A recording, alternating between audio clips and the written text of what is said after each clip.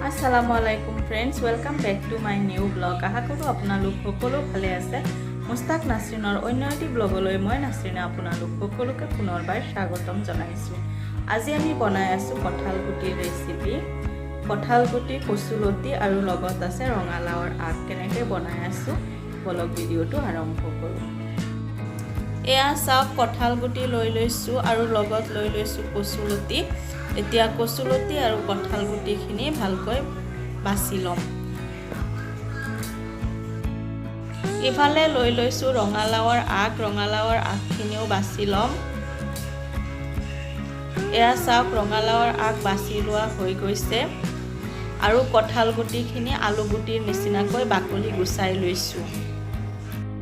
কিছুমান মানুহে কঁঠালগুটিখিনি মোহাৰি চাফা কৰে, আমি কিন্তু মোহাৰি চাফা নকৰোঁ। এনেকৈ আলুৰ নিচিনাকৈ অলপ ডাঠকৈ বাকলি গুচাই লৈছোঁ। যিহেতুকে একেদিন বহুত বেছি বৰষুণ দি আছে, গতিকে ৰঙালাওৰ আগখিনি অলপ বালি বালি হৈ আছিলে, সেইকাৰণে অলপ ভালকৈ বেছি সময়লৈকে ধুই পৰিষ্কাৰ কৰি লৈছোঁ। ইফালে কচুলতিখিনি প্ৰথমে উহাই ল'ম।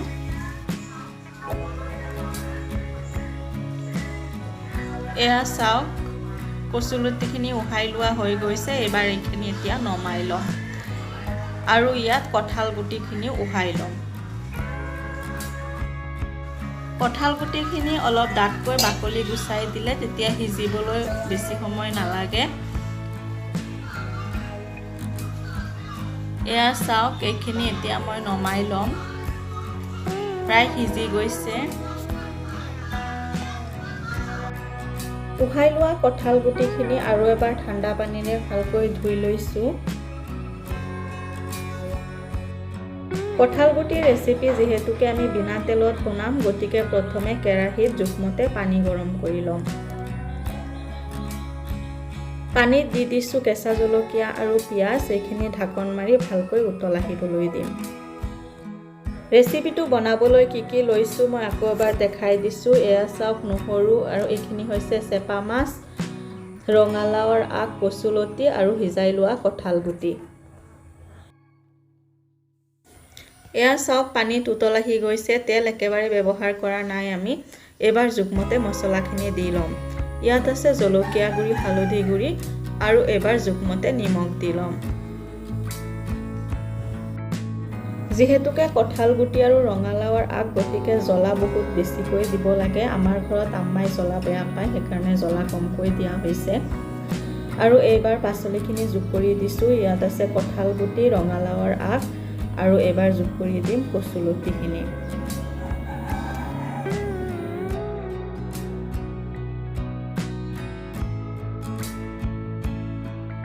গোটেই পাচলিখিনি দি লোৱাৰ পিছত এইবাৰ ভালকৈ মিলাই দি ঢাকন মাৰি অলপ সময় সিজিবলৈ দিম।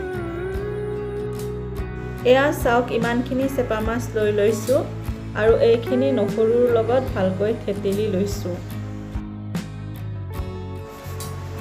এয়া চাওক, অৱস্থা দেখাই আছোঁ। বহুত বেছি পানী পানী যেন হৈ গৈছে লাগিছে, কিন্তু ভয় খাব নালাগে, পানী শুকাই যাব। ৰঙালাওৰ আগ দিয়া বাবে ৰঙালাওৰ আগৰ পৰা বহুত পানী ওলাই আহিছে।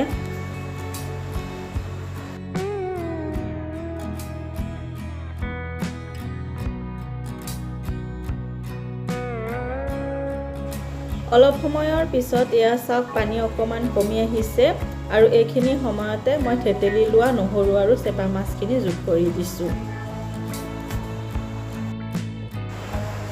এইখিনি যোগ কৰি দিয়াৰ পিছত এইবাৰ ভালকৈ মিলাই দিছোঁ আৰু একেবাৰে পানী শুকাই যোৱালৈকে অপেক্ষা কৰিম।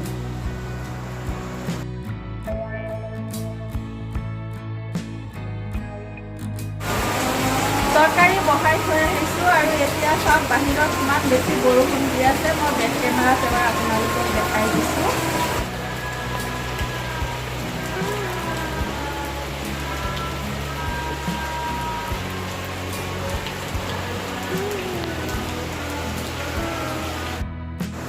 এয়া চাওক, পানীখিনি একেবাৰে শুকাই গৈছে আৰু ধুনীয়াকৈ ৰেডি হৈ গ'ল কঁঠালগুটিৰ ৰেচিপি।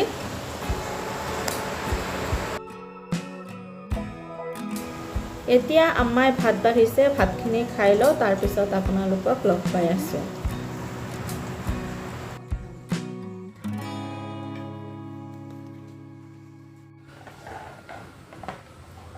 ভাত খাই আহি গৈছোঁ সঁচাকৈ কঁঠালগুটিৰ ৰেচিপি বহুত বেছি ভাল লাগিছিলে এনেকৈ আপোনালোকেও বনাই খাই চাব কেনে লাগে আমাক কমেণ্ট কৰি জনাবলৈ নাপাহৰিব মোৰ আচলতে বাহিৰত যাব লগা কাম আছিলে একেদিন যেহেতুকে বহুত বেছি বৰষুণ দি আছে গতিকে বাহিৰত ওলাব পৰাকৈ তেনেকৈ কোনো ব্যৱস্থা নাই স্কুটিখন কেনেকৈ ওলাও তাকে ভাবি আছোঁ কিন্তু পিছৰ হ'লেও যাব লাগিব বহুত দৰকাৰী কাম আছে গতিকে ভাবিছোঁ টমটমতে যাওঁ ৰাস্তা ইমান বেয়া বলক আপোনালোককো দেখাম কেনেকুৱা বেয়া হৈ আছে আমাৰ ফালে ৰাস্তা এয়া চাওক বৰষুণৰ বতৰ যিহেতুকে মই ছাতি এটা লগত লৈ ওলাই আহিছোঁ আৰু এতিয়া টমটমৰ বাবে ৰখি আছোঁ কিমান টাইম লাগে টমটম আহি পাওঁতে নাজানো ৰৈ আছোঁ ফাইনেলি এখন টমটম পালোঁ আৰু উঠি লৈছোঁ এয়া চাওক ৰাস্তাৰ অৱস্থা ইমান বেছি বেয়া এইখিনি জেগাতে বেয়া বাকীখিনি ঠিকে আছে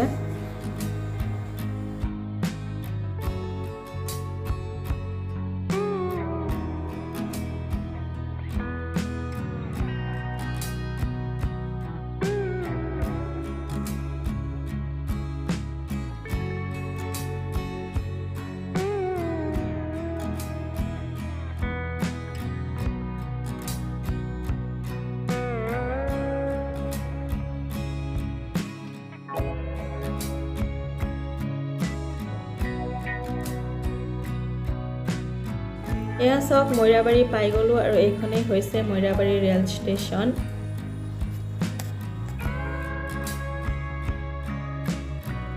মোৰ প্ৰয়োজনীয় কামখিনি কৰা হৈ গ'ল এতিয়া ঘৰলৈ যাম আৰু টমটমৰ বাবে ৰখি আছোঁ